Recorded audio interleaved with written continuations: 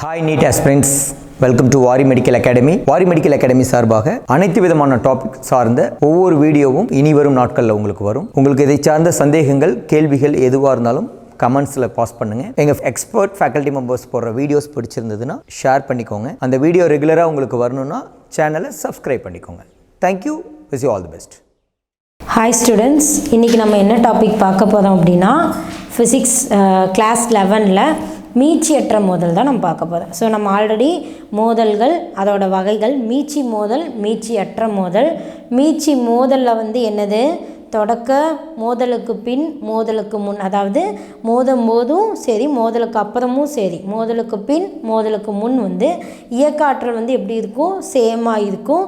அதோட special cases எல்லாமே நம்ம பார்த்தோம் இல்லையா. இப்போ நம்ம என்ன பார்க்க போகிறோம் அப்படின்னா மீட்சியற்ற மோதல்கள் பார்க்க போகிறோம். சரியா? ஸோ அது வந்து என்னது, மீட்சியற்ற மோதல்கள். ஸோ மீட்சியற்ற மோதல். ஸோ மீட்சி மோதல்னால் என்னன்னு சொன்னால், ஆரம்பமும் இறுதியும் எப்படி இருக்கும், இயக்க ஆற்றலாகட்டும் சரி உந்தமாகட்டும் எல்லாமே சேமாக இருக்கும் அப்படின்னு நம்ம பார்த்தோம் இல்லையா. ஸோ மீட்சியற்ற மோதல் அப்படின்னா மோதினதுக்கப்புறம் இயக்க ஆற்றல் வந்து எந்த மாதிரி இருக்காது, சேமாக இருக்காது. கண்டிப்பாக அங்கே ஒரு ஆற்றல் இழப்பு ஏற்படும். இப்போ ஏதாவது ஒரு ஆப்ஜெக்ட், இப்போ நம்ம ஒரு ஆப்ஜெக்டை வந்து மேலேருந்து கீழே வீசுகிறோன்னு வச்சுக்கோங்க. இப்போ ஒரு பாலே இருக்குது, பால் வந்து மேலேருந்து நான் கீழே வீசுகிறேன் அப்படின்னா அது தரையில் பட்டு ஒரு சர்டைன் டிஸ்டன்ஸுக்கு மேலே வரும். ஆனால் எக்ஸாக்டாக நான் எந்த இடத்துலேருந்து ட்ராப் பண்ணுறேனோ அதே இடத்துக்கு மேலே வரும் நம்மளால் சொல்ல முடியுமா? முடியாது. அப்போ கண்டிப்பாக இயக்க ஆற்றலில் நம்மளுக்கு அங்கே என்ன ஏற்படுது, இழப்பு, ஆற்றல் இழப்பு ஏற்படுது. அப்போது ஒரு ஆப்ஜெக்டை, ஒரு பொருளை நம்ம வீசுகிறோம் அப்படின்னா அது ஸ்டார்டிங்கில் ஒரு திசைவேகத்தில் போகும். மோதினதுக்கப்புறம் தரையில் பட்டு திரும்ப வரும்போது கரெக்டாக அதே நான் எந்த இயக்கத்தில் நான் வீசணும் அதே ஸ்டேஜுக்கு வராது. கண்டிப்பாக என்ன ஆகும், அங்கே ஒரு ஆற்றல் இழப்பு ஏற்படும். அதே மாதிரி இங்கே வந்து ஒரு பொருள் வந்து என்ன ஆகுது, இப்போ நம்ம என்ன வச்சுக்கலாம், இங்கே மீட்சி முதல்ல ஒரு 2 பொருள் இருக்குது. சரியா? இந்த 2 பொருளோட இதோட நிறை வந்து நம்ம என்னென்னு வச்சுக்கலாம், M1. ஓகேவா?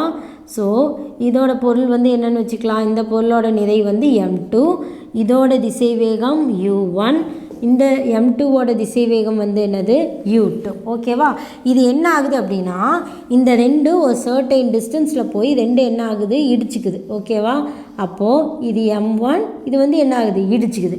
இடித்ததுக்கப்புறம் இதோட திசைவேகம் எப்படி இருக்குது அப்படின்னா மாறி இருக்குது. அதாவது M1 ஒரு திசை வேகத்திலும் M2 ஒரு திசை வேகத்திலும் என்ன ஆகும், உனக்கு மாறி இருக்கும்.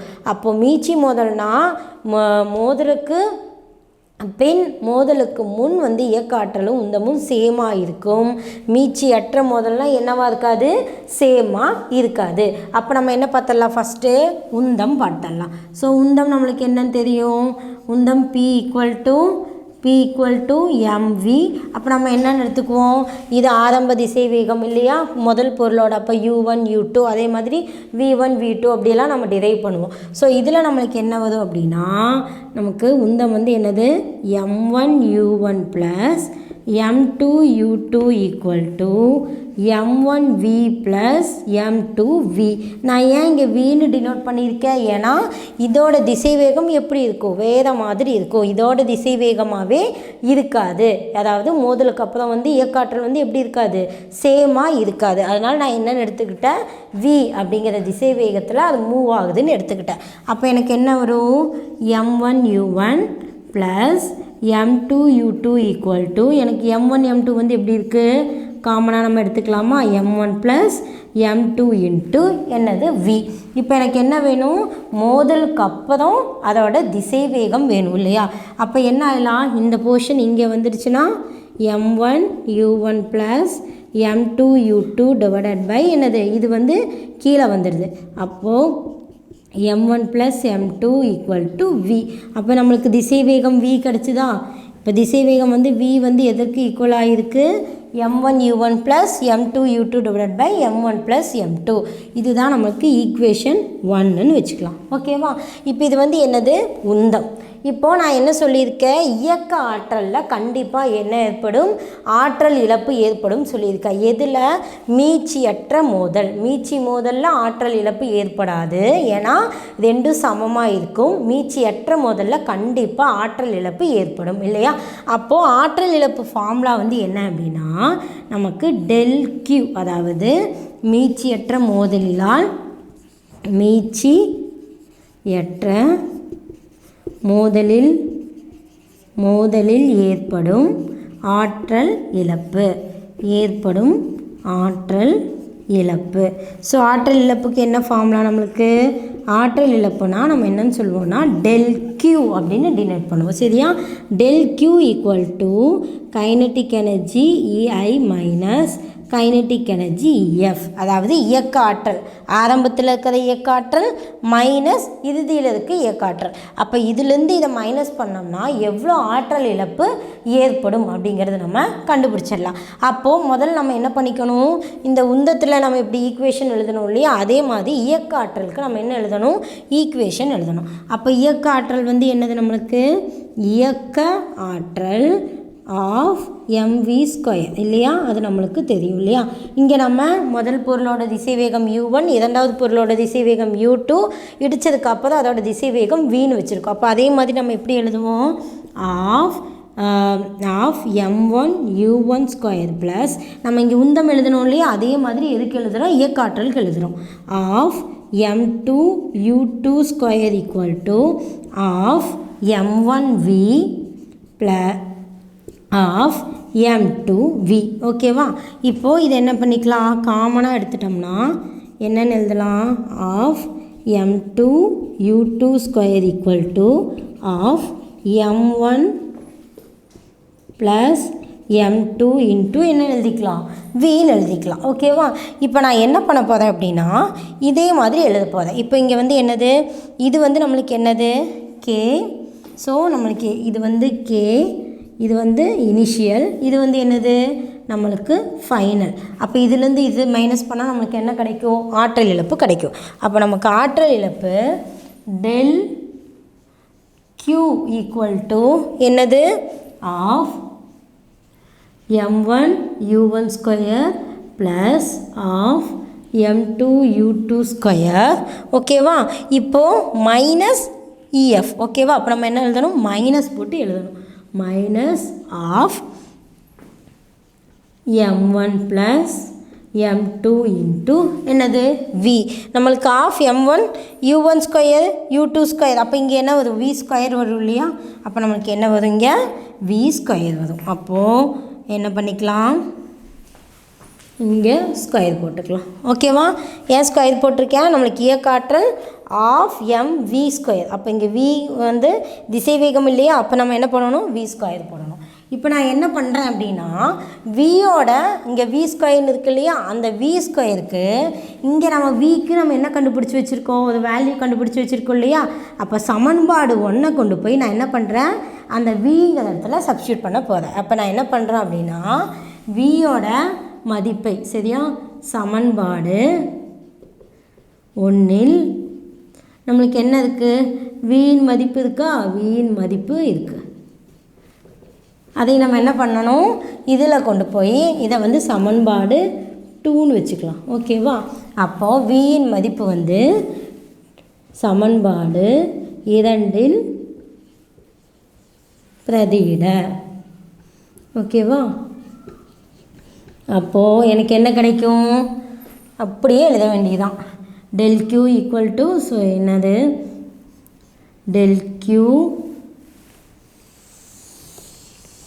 equal to of m1 u1 square plus of m2 u2 square minus of m1 plus m2. vக்கு வந்து எனக்கு என்ன நான் எழுதியிருக்கேன், m1 u1 plus m2 u2 divided by m1 plus m2. அப்போ எனக்கு என்ன கிடைக்கும், m1 u1 plus m2 u2 divided by என்ன, m1 ப்ளஸ் m2. இப்போது இங்கே வந்து நான் என்ன பண்ணிட்டேன், வியோட வேல்யூ சப்ஸ்டியூட் பண்ணிட்டேன்.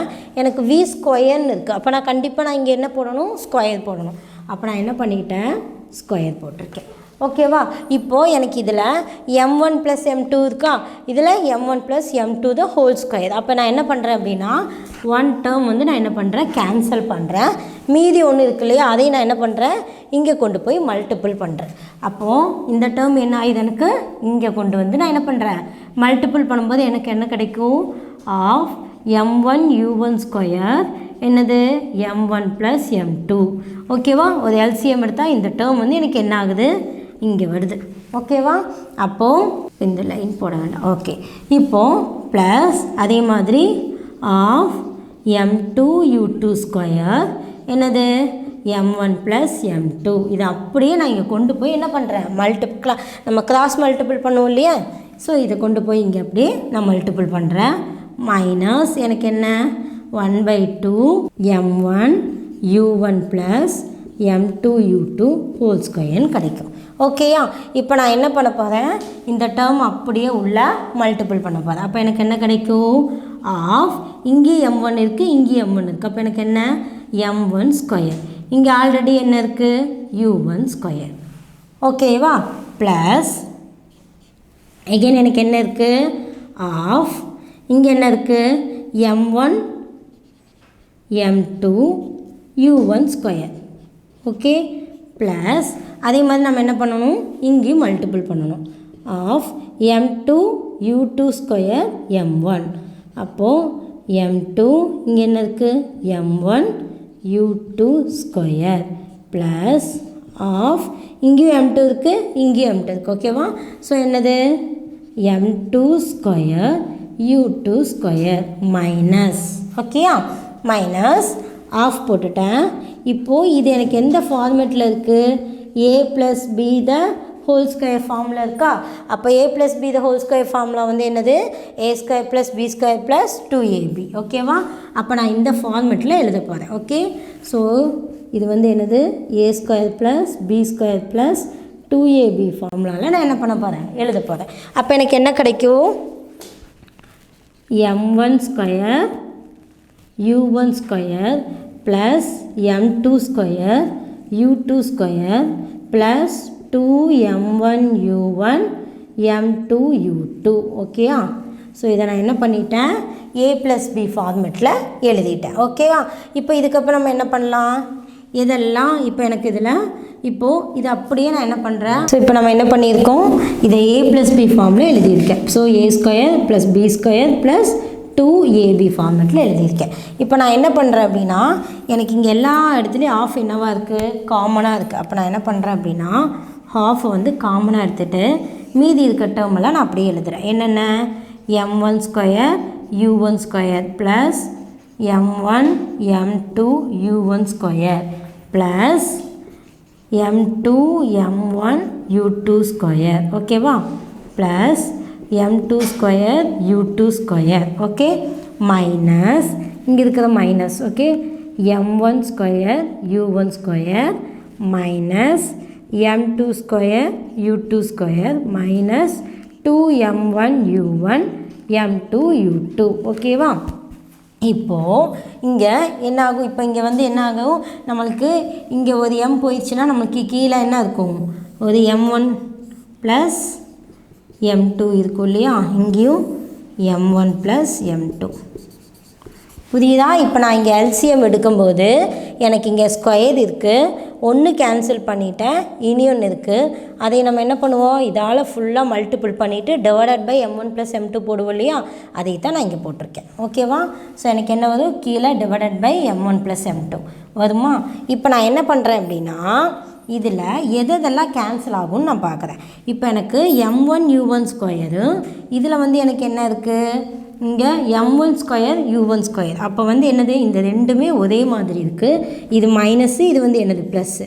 அப்போ எனக்கு இந்த டேர்ம் எனக்கு என்ன ஆயிடும், கேன்சல் ஆயிடும். அதே மாதிரி m2 square u2 square minus இங்கே m2 ஸ்கொயர் u2 ஸ்கொயர். அப்போ இது எனக்கு என்ன ஆயிடும், கேன்சல் ஆயிடும். அப்போ ரிமைனிங் என்னென்ன போர்ஷன்ஸ் இருக்குது, ஆஃப் என்னென்ன இருக்குது, m1 m2 u1 square plus m2 m1 u2 square ஓகேவா minus 2 m1 u1 m2 u2 divided by வந்து என்னது m1 ப்ளஸ் m2.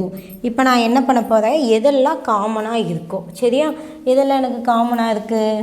இப்போது இந்த காமனாக இருக்கட்டும் மட்டும் நான் எடுக்க போகிறேன் வெளியில். எனக்கு m1 m2 எல்லா இதுலேயுமே எனக்கு காமனாக இருக்கா. இங்கே m1 m2 இருக்குது, இங்கே m1 m2 இருக்குது, இங்கே m1 m2 இருக்குது. அப்போது நான் என்ன பண்ணுறேன், del q equal to 1/2 m1 m2 சரியா. மீதி என்னென்ன இருக்குது எனக்கு, u1 square plus u2 square minus 2u1 u2ன்னு இருக்குது ஓகேவா. இப்போது இது எந்த ஃபார்மெட்டில் இருக்குது, a square plus b square minus 2ab ஃபார்மெட்டில் இருக்குது இல்லையா.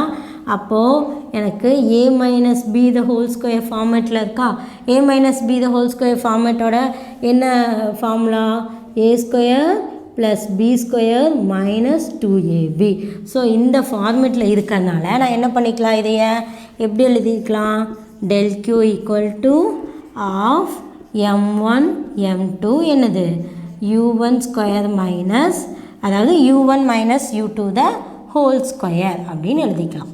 டிவைடட் பை என்னது m1 ப்ளஸ் m2. அப்போது மீட்சியற்ற மோதலில் ஏற்படும் இயக்க ஆற்றல், அதான் நம்ம கண்டுபிடிக்கிறோம், ஏற்படும் இயக்க ஆற்றல் இழப்பு. ஸோ எவ்வளோ ஆற்றல் வந்து இழக்குது அதான் நம்ம பார்க்க போகிறோம் இல்லையா. அப்போ del q ஈக்குவல் டு எனக்கு என்னது 1/2 m1 m2 divided by m1 plus m2. இதுக்கப்புறம் என்னது u1 மைனஸ் u2 த ஹோல் ஸ்கொயர். இதுதான் எனக்கு ஆற்றல் இழப்புக்கான ஃபார்முலா.